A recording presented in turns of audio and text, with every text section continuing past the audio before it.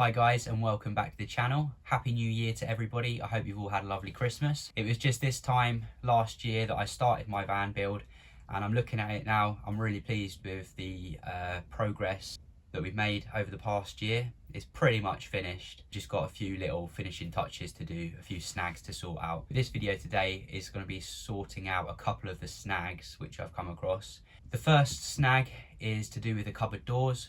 All of the cupboards have expanded slightly with the moisture content in the air. The wood absorbs the moisture, the wood swells, and then you can't open the cupboard doors. Not ideal, so I'm gonna have to take them all off and plane down the edges, repaint them, and then refit them. So it's quite a lot of work. I've got 1, 2, 3, 4, 5, 6, 7, 8. And then another problem that I've had is the Chinese diesel heater's not working. It got down to sort of -5 a couple of weeks ago. And of course I forgot to drain the pipe works down. One of my push fit connectors popped off and flooded the back of the van. Second flood I've had.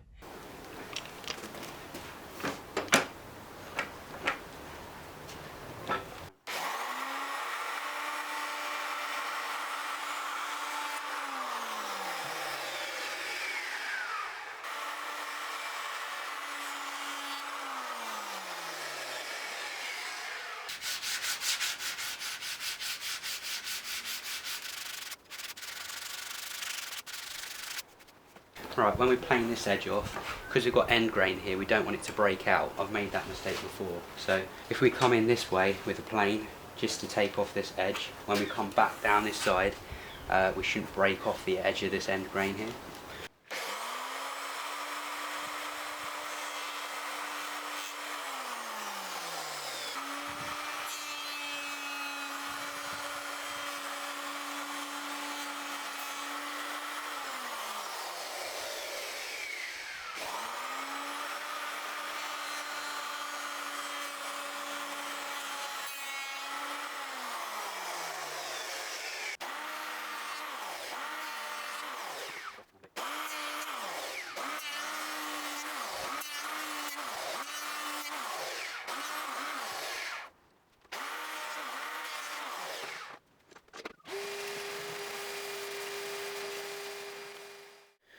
While I've got the doors off, I'm just going to fill up these pocket holes with a bit of car body filler. It works really well as wood filler. It doesn't take a lot of sanding. I tend to reuse these old loyalty cards for my filler. They make good applicators. Bit hardener on there.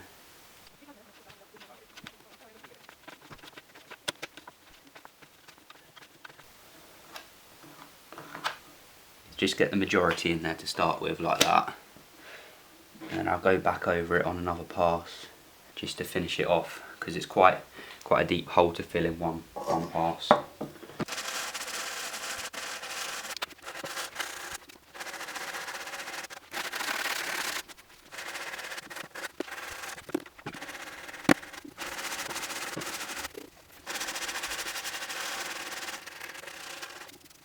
Time to give these a little touch up now we've planed them down.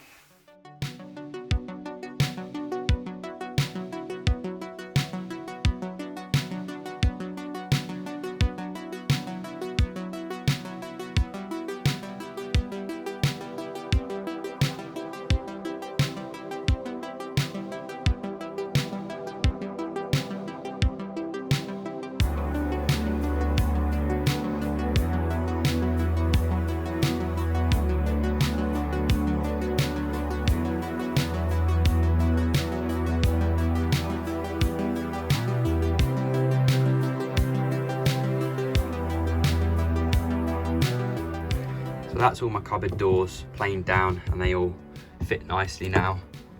No rubbing. Filled the holes so it looks complete. That's the control panel in there.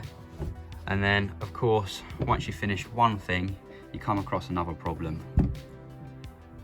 This door stay is faulty. It's leaking, as you can see. The seal's obviously gone. It's leaked the gas out of it, so it's not staying open anymore. So I'm gonna have to order some more of those, and I might send that one back actually, because I haven't had it long at all.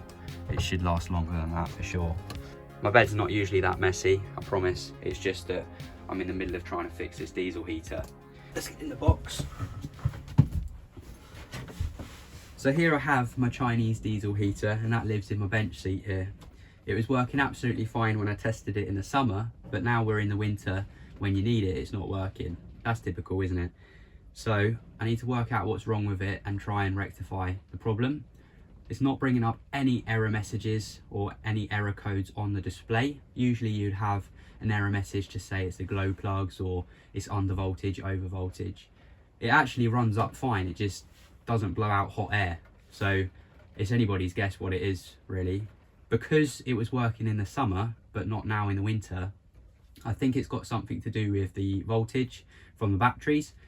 In the summertime we've got fully charged batteries most of the time because we've got that trickle charge coming in from the solar panels on the roof. But at this time of year my batteries sit slightly undercharged because there's no solar coming in to top them up, and I haven't got it connected to a battery charger. I obviously want the diesel heater to work in the winter when the batteries are slightly depleted, so I need to make sure that we've got enough voltage to the diesel heater.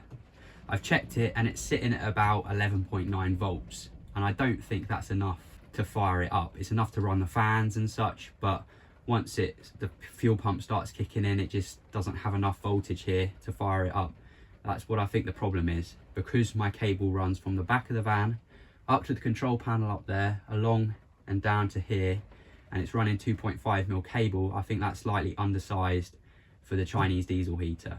So what I'm planning to do is install a relay here and run a separate feed wire from my batteries to the diesel heater using slightly thicker cable so we get less of a voltage drop, and that way hopefully we'll fix the problem. One of the design features I love most about this van is that I can remove the whole bed at the back, and it really opens it up so it's easy to work on things in here, and we can also use it as a cargo van if we want to move anything large.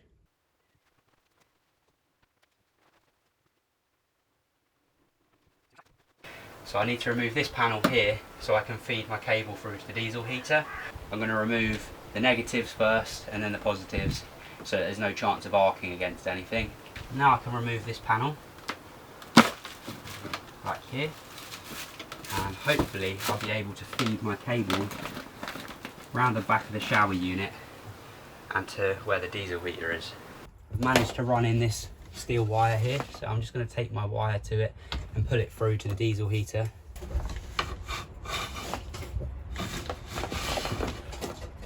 I've made this nice and easy to add new circuits. It's literally a couple of screws at the top of this board. You can tilt it back and then add in your new circuits. So that's the diesel heater one now. I've got plenty of spare ways on this fuse board. I also want to add in another cable for my 12-volt element, which will be in another separate video. So if you're interested, don't forget to subscribe. It's going to be a solar dump heating element for the hot water system. While I've got this panel off, I'm going to add in a separate circuit for a garage light as well. That's something else that was missing that I forgot. Let's add in a switch up here, and that'll be for the garage lights.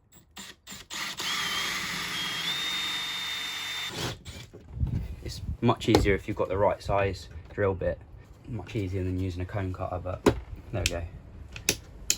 I've added in 3 additional circuits. This one is for a garage light. It's quite thin cable, but it's only going to be powering an LED strip.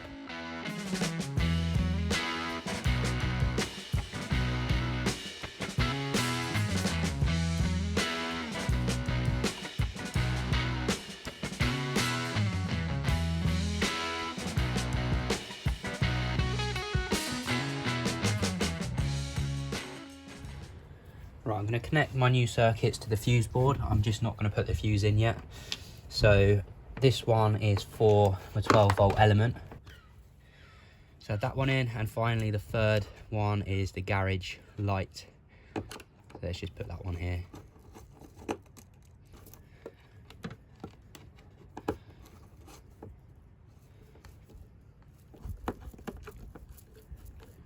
And then the negative for the garage light.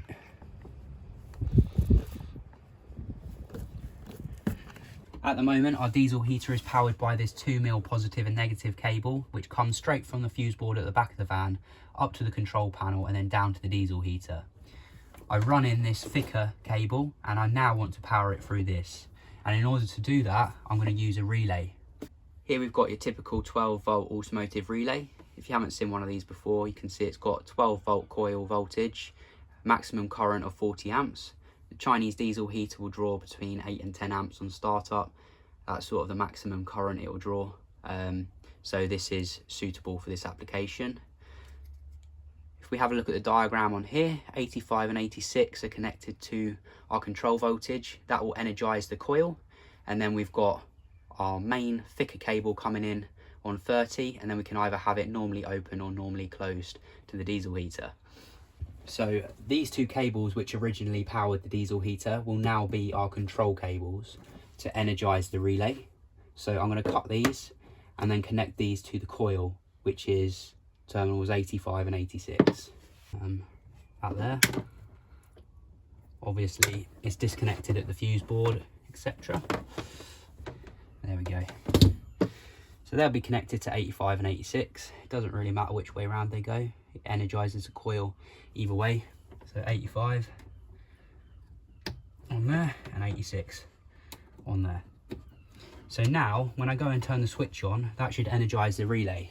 I've just got my multimeter connected to the relay now on terminals 30 and the normally open terminal. So when I flick the switch in the control panel, it should energize the coil inside the relay, and that should make the switch. So if we come up here, turn the diesel heater on,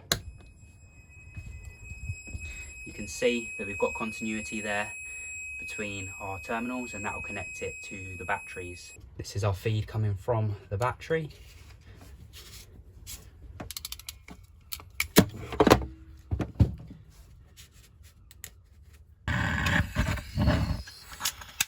Bit aggressive, this blowtorch. There we go. 30 there, common negative there, and finally our normally open goes on there. We need to put a fuse into our diesel heater circuit, and I'm going to rate that fuse at about 15 amps, I think. Our diesel heater's maximum current's around 10 amps. 10% is 1 amp, so it should be about 11 amp. And I think the closest fuse I've got to that is 15.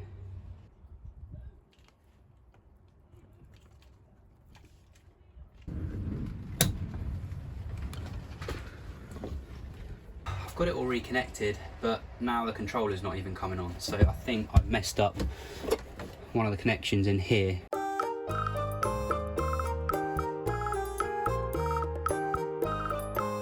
I'm a bit embarrassed to say it, but I put the fuse in the wrong holder. Yeah, there we go. It's just clicked on, the fan's starting up, the fuel pump's just kicked in.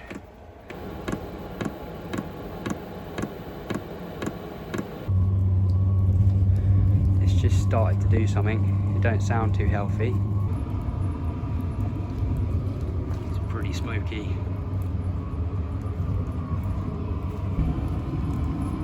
Hopefully that should start to clear up in a minute. It took quite a while to get started for some reason. I think maybe because it had excess fuel in the burner from a couple of failed attempts before. But I'm pleased we've got a relay back there now which is switching the voltage straight from the batteries, as opposed to having the voltage drop all the way down to the diesel heater. It should be better, and we should be able to use it in the winter now. It's just cooling down. I was getting worried for a second there. Got the fire extinguisher ready, but it's all good. It's much clearer. So I've got some of this leftover LED strip holder, and I've also got some leftover RGB LED strip. So I'm going to wire my red, green and blue together, as I haven't got a controller for it, and then that should just be a white sort of colour, and that's going to go across here to light up the garage space.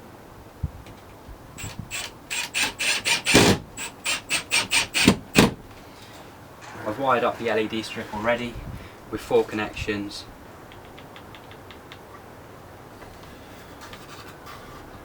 And I've got blue. I'll just go put some more in. So because I haven't got a controller to change the LED's colour, I've got to choose either blue, green or red. Either that, or I can connect all of them together and then we have white. So that's what I'm going to do. I mean, it would be nice to have mood lights in the garage area, but don't really need it. Oh fuck, I've just blew the fuse. That's why we use fuses.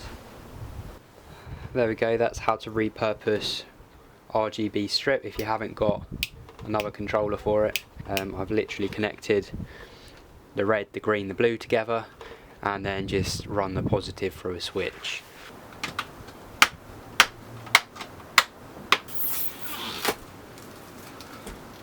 There we go. So when you come to the garage and you want to look for your paddleboard, you've got a nice little switch down here now. That's a few more jobs ticked off the list. Our cupboard doors now fit nicely. I'm just hoping that in the summertime that wood doesn't shrink down too much, so we've got big gaps around the edge, because that wouldn't look too good. In hindsight, I probably would have made the cupboard doors so that they fit on top of the units as opposed to within the frame, and then that way we wouldn't be having this trouble with the wood expanding and getting stuck inside the frames. Apologies that this video has taken me quite a while to release. I'm currently dabbling in a new editing software and it's taken me quite a while to get my head around it. Every video is taking me 3 times as long using this new software because it's all new and it's quite a steep learning curve, to be honest. But hopefully we'll get there in the end and it will make the videos better for you guys to watch, and it will make it easier for me to edit them as well. In next week's video, I'm going to be adding to my DIY hot water system. If you haven't seen those videos already, you might be interested. I make a DIY hot water system for the van using a stainless steel beer keg as a hot water clarifier, and basically that works by using the van's cooling system to heat the hot water. So it's a completely off-grid system and it's essentially free energy because your van's engine is going to be running to get from place to place anyway, and you're just using any of the excess heat to heat your water. So I put a link to that video at the end of this one. I hope you found this video useful and it's given you some tips and tricks for your own van builds. If you enjoyed it, please don't forget to give it a thumbs up, and if you'd consider subscribing to the channel if you're not already, I'd really appreciate that. And if you click the alarm bell, you'll get notifications when I post new videos. And hopefully I'll see you in the next one. Cheers guys, take care.